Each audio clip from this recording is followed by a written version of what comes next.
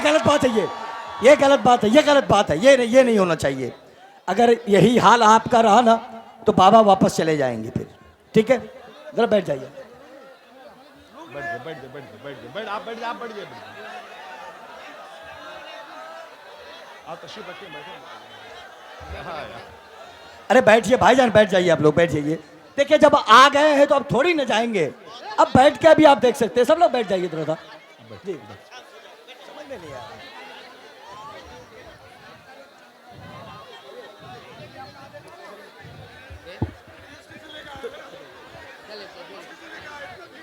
चरागे खाने हैदर मेरे गरीब नवाज, तवज्जो, चरागे खाने हैदर मेरे गरीब नवाज, बहारे बागे पयंबर मेरे गरीब नवाज, बहारे बागे पयंबर मेरे के चांद, मचल के बोले सुभान अल्लाह। हसन के चांद हुसैनी बारात के दूल्हा, हसन के चांद हुसैनी बारात के दूल्हा, हसन के चांद हुसैनी बारात के दूल्हा, खुदारा आओ मेरे घर मेरे गरीब नवाज, खुदारा आओ मेरे घर मेरे गरीब नवाज। और हदीक़े दिले ज़हरा,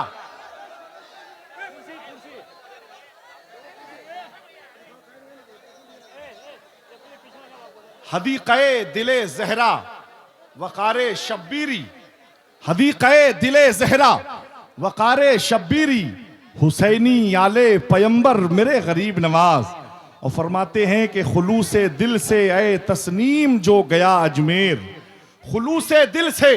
बहुत लोग अजमेर शरीफ जाते हैं, लेकिन कुछ लोग घूमने जाते हैं, कुछ लोग पिकनिक मनाने जाते हैं।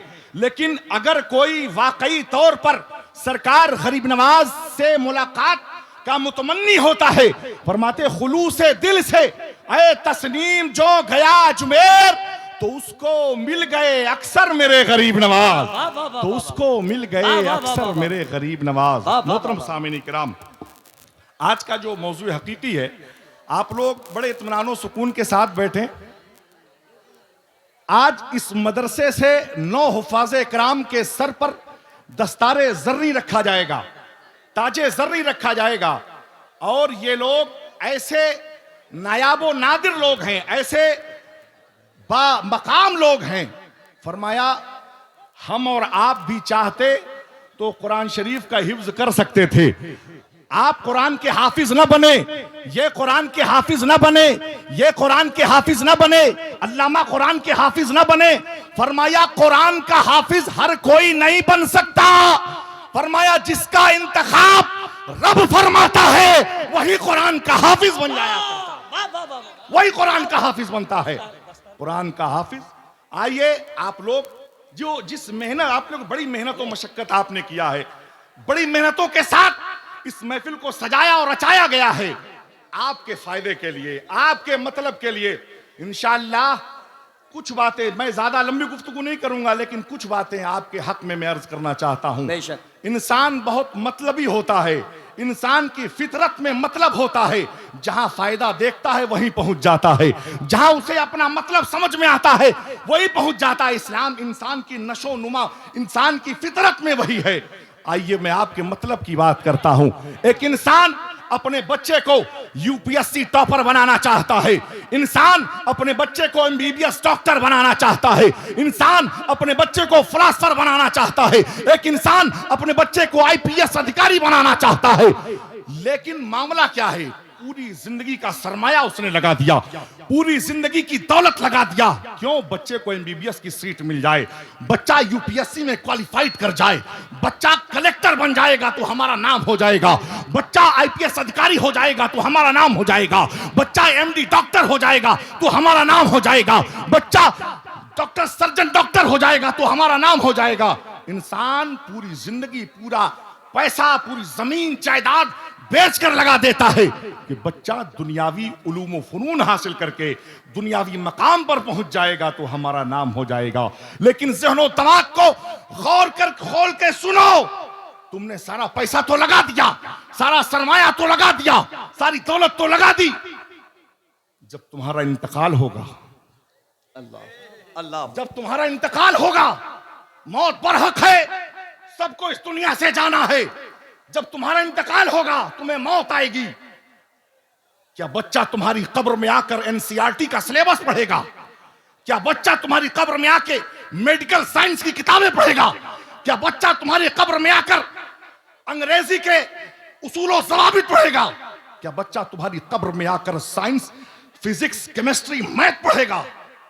नहीं। फरमाया हुजूर सैयद आलम सल्लल्लाहु तआला अलैहि वसल्लम ने, हदीस पाक है, फरमाते हैं मल मैयतो फिल कब्र इल्ला कल गरीकिल मुतगव्विसु फिल बहर यंतज़िरु दावतन।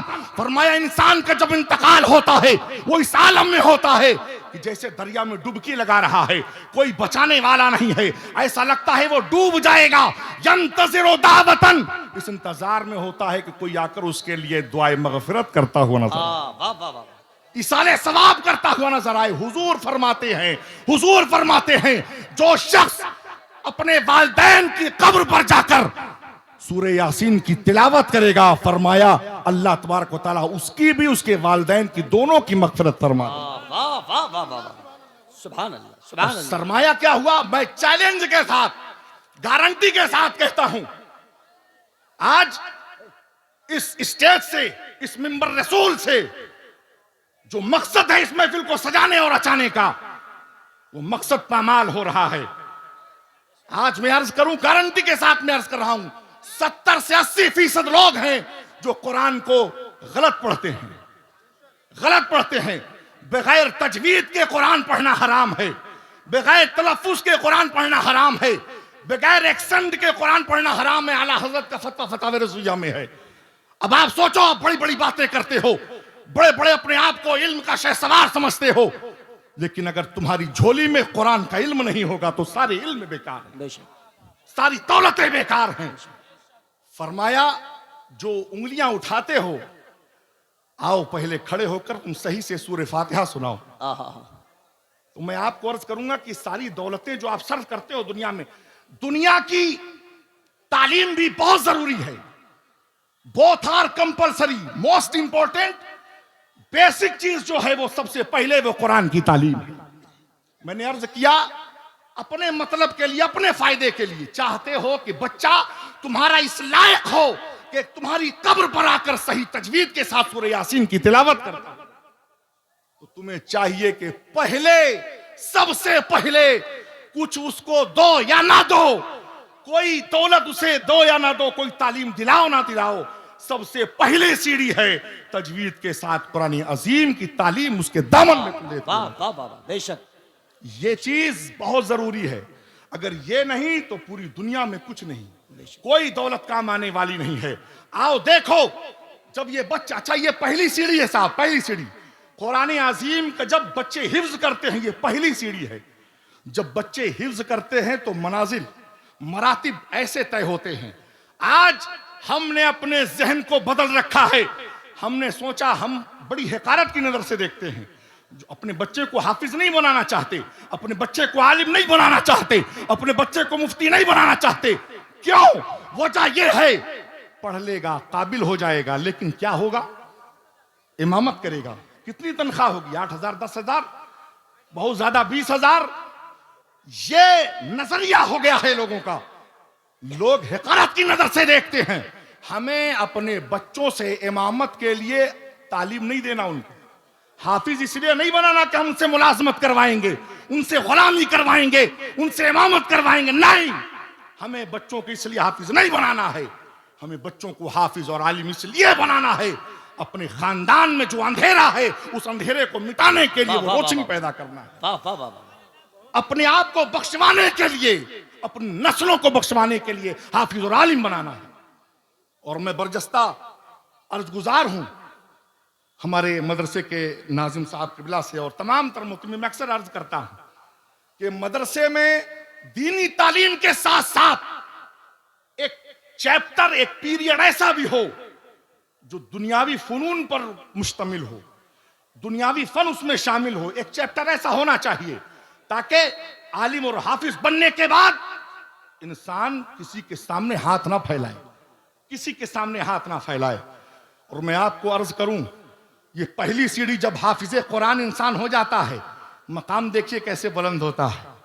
हमने इसका इस्तेमाल नहीं किया, गैरों ने कुरान पर रिसर्च करके कामयाबी हासिल की है, गैरों ने कामयाबी हासिल की है। इसी हिंदुस्तान की सरजमीन शहर इलाहाबाद है। देखो कुरान का एजाज देखो, कुरान का एजाज देखो। तुम अपने बच्चों को हाफिज बनाने के लिए जिंदगी और हर तरीके से तैयार हो जाओगे। इसी हिंदुस्तान की सरजमीन शहर इलाहाबाद, सन 2002 एक शख्स नाम अब्दुल रहीम है, हिफ्ज कुरान करते हैं। तवज्जो, हिफ्ज कुरान करते हैं। आफ्टर डेट हिफ्ज कुरान करने के बाद आप इलाहाबाद यूनिवर्सिटी, जो एक सेंट्रल यूनिवर्सिटी है जिसे पूर्वांचल का ऑक्सफोर्ड कहा जाता है, एडमिशन लेते हैं। 3 साल बीए का कोर्स करते हैं। पहले से उन्होंने हाई स्कूल इंटर कर रखा था। 3 साल का कोर्स करते हैं बीए का कोर्स करने के बाद एलएलबी करते हैं।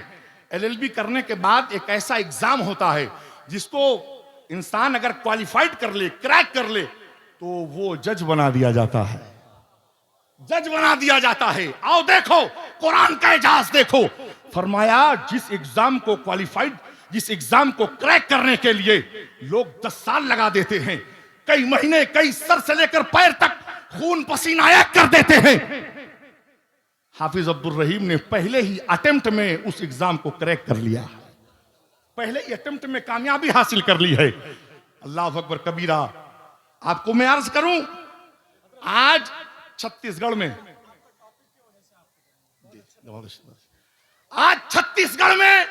डिस्ट्रिक्ट जज की हैसियत से बैठते हैं। क्या बात है, चेहरे पर दाढ़ी है, सर पर टोपी है। वाह, वाह, उनसे पूछा गया, बताइए जो इंसान 10 साल में एग्जाम को निकालता है, आपने पहली ही बार में कैसे निकाल लिया? उन्होंने कहा मेरा कोई कमाल नहीं, मेरा कोई कमाल नहीं, अगर कमाल है तो कुरान अजीम का कमाल है। बेशक। कहा मैं जैसे एक सतर पढ़ता हूं, वो सतर मेरे जहन में नशी हो जाया करता। ये कुरान का एजाज है।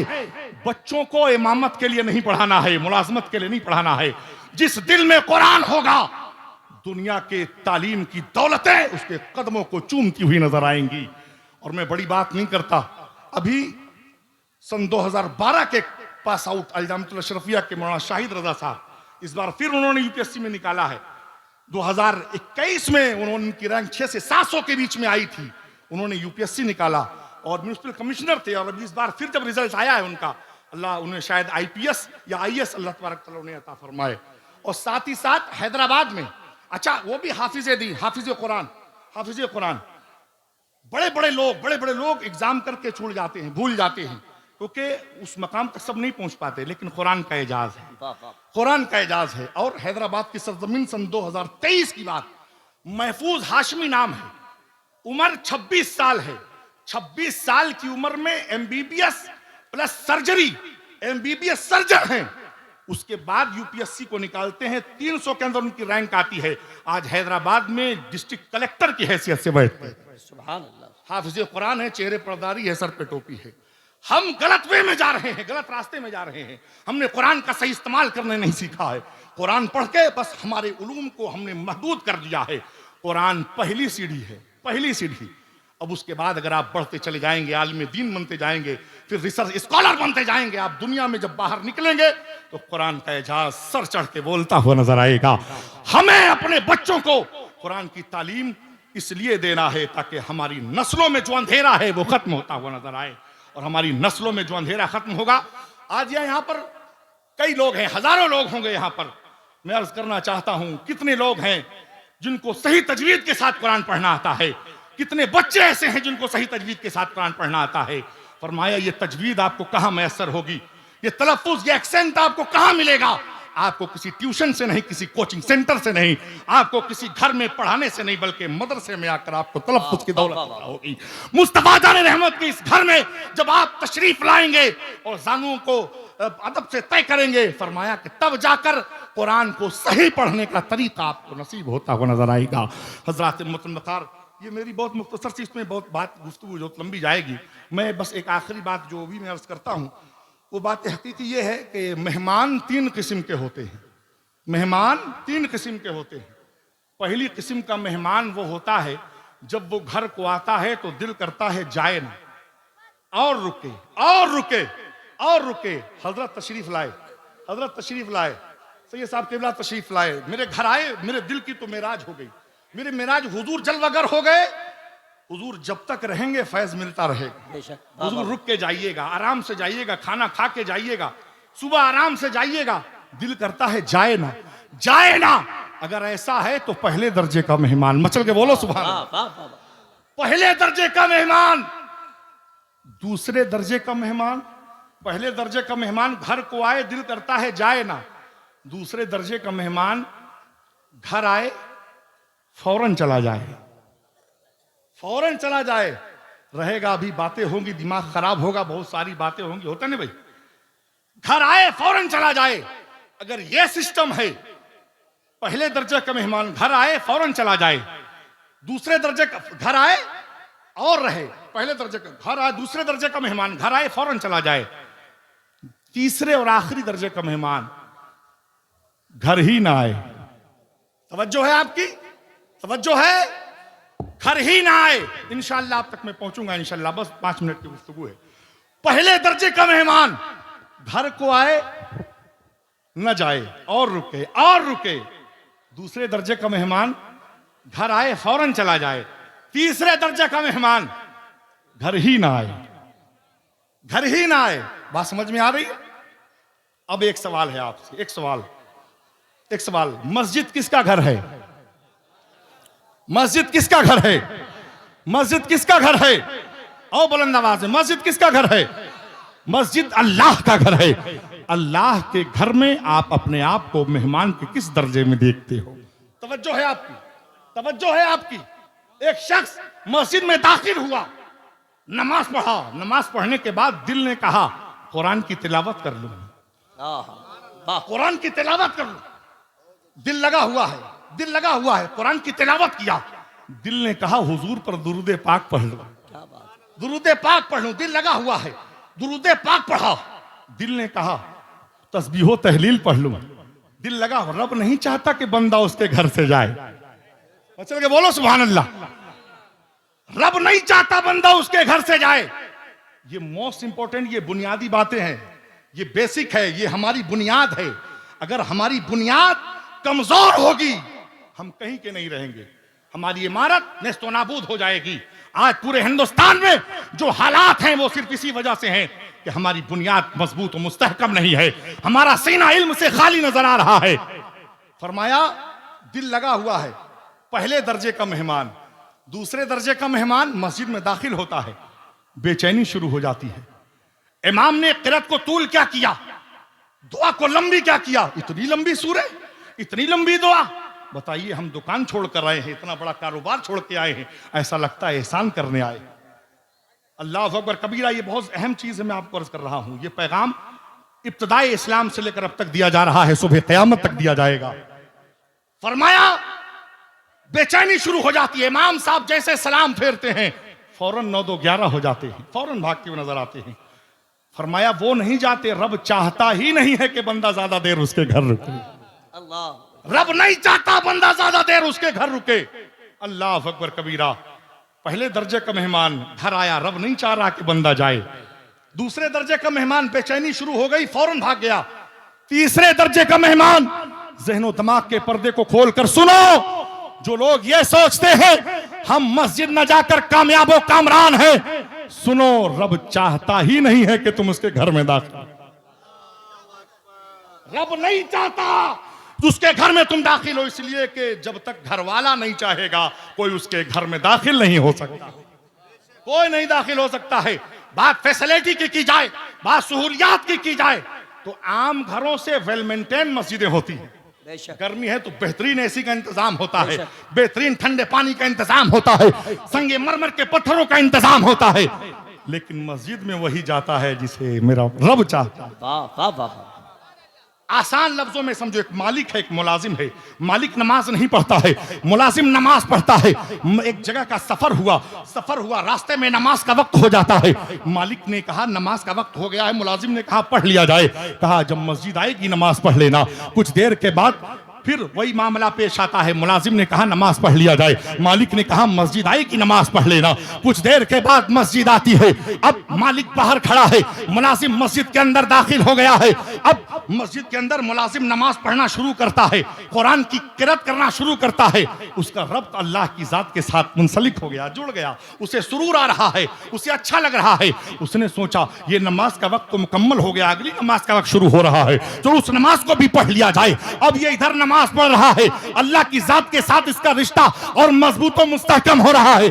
बाहर मालिक बेचैन हो रहा है, बाहर मालिक परेशान हो रहा है। कुछ देर के बाद मालिक चिल्लाता है, झुंझलाता है, चिल्लाकर कहता है किस चीज ने तुझे रोक लिया, किस चीज ने तुझे रोक लिया, कौन सी चीज तेरे रास्ते में हाइल हो गई, कौन सी चीज तुझे अंदर से बाहर नहीं आने देती, कौन सी चीज तुझे अंदर से बाहर नहीं आने देती।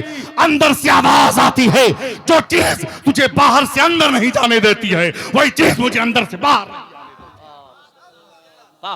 जब तक रब चाहेगा नहीं कोई उसके घर में दाखिल नहीं हो सकता। हुजूर फरमाते हैं लिकुल्ले शैइन लहू अलामतुन अलामतुल ईमान, फरमाया हर चीज की कोई ना कोई पहचान होती है। आपने नॉर्मल गाड़ियां देखी होंगी, कोई पहचान नहीं है, लेकिन अगर किसी गाड़ी के ऊपर बत्ती लगी है, कोई मोनोग्राम लगा है, कोई स्टिकर लगा है, वो इस बात को दर्शाता है ये स्वास्थ्य विभाग की गाड़ी है, ये पुलिस डिपार्टमेंट की गाड़ी है, ये पुलिस डिपार्टमेंट की गाड़ी है, ये न्यायालय की गाड़ी है, ये म्युनिसिपल कॉर्पोरेशन की गाड़ी है। हर चीज की कोई ना कोई पहचान होती है। फरमाया आपने हवाई जहाज देखे होंगे, हवाई जहाज के दहाने पर फ्लैग बना होता है, फ्लैग इस बात को इंडिकेट करता है ये हिंदुस्तान का जहाज है, ये अमेरिका का जहाज है, ये अमेरिका का जहाज है, ये लीबिया का जहाज है, ये लेबनान का जहाज है। फरमाया हर चीज की कोई ना कोई पहचान होती है। मुस्तफा फरमाते हैं लिकुल्ले शैइन लहू अलामतुन अलामतुल ईमान अस्सलात, फरमाया हर चीज की कोई ना कोई पहचान होती है। ईमान की पहचान नमाज है। ईमान की पहचान नमाज है। फैसला आपको करना है आप कितने ईमान वाले, आपकी पहचान कहां तक है। ये दर्स करबला के मैदान में भी दिया गया, ये दर्स सरकार गौसे आजम की बारगाह से भी दिया गया, ये दर्स सरकार गरीब नवाज के आस्थाने से भी दिया गया। अगर हम इसको अपने सीने से नहीं लगाएंगे तो हम गद्दार कहलाएंगे, वफादार नहीं कहलाएंगे। ये इतना इंपॉर्टेंट टॉपिक है। फरमाते इंसानी जिस्म आपने देखा है, इंसानी जिस्म एक बहुत बहुत हल्की एकदम आसान मिसाल और बात खत्म। इंसानी जिस्म आपने देखा है, हाथ का जवाब नहीं, पैर का जवाब नहीं, आंखों का जवाब नहीं, जबान का जवाब नहीं, हर अज़्व लाजवाब बेमिसाल है। लेकिन आपने देखा होगा पैर नहीं है इंसान जिंदा है, हाथ नहीं है इंसान जिंदा है, आंख नहीं है इंसान जिंदा है, कान नहीं है इंसान जिंदा है। क्या आपने कभी देखा सर ना हो इंसान जिंदा हो? आपने देखा सर ना हो इंसान जिंदा हो? जिस्म का कोई अज़्व नहीं चलेगा। क्या आपने देखा सर ना हो इंसान जिंदा हो? फरमाते हैं इंसानी जिस्म में जो मकाम सर का है, मजहब इस्लाम में वो मकाम नमाज का है। वाह वाह सुभान अल्लाह। मजहब इस्लाम में वो मकाम नमाज का है। फैसला आपको करना है कुरान अजीम को अपने दामन से आपको लगाना है, अपने सीने से लगाना है, खुद और अपने बच्चों को सही तरीके से कुरान की तालीम देना है, मदरसे से वाबिस्ता होना है। इंशाअल्लाह आपका बच्चा भी हाफिज कुरान होगा, और इंशाअल्लाह अगर आपने इस नियत से हाफिज कुरान पढ़ाया तो वो दिन भी दूर नहीं कि बच्चा आपका डिस्ट्रिक्ट कलेक्टर बनता हुआ नजर आए। इसलिए अल्लाह तबारक तआला से दुआ है। मैं गुजारिश करता हूँ मदरसे के तलबाए कराम जिनकी दस्तारबंदी होनी है, उन बच्चों से गुजारिश है कि वो मिंबर शरीफ पर तशरीफ़ लाएं, और जुब्बा वगैरह आ गए सब, दस्तारबंदी वाले बच्चों से गुजारिश है कि मिंबर शरीफ पे तशरीफ़ लाएं। अल्लाह तबारक तआला से दुआ है मौला हम तमाम लोगों को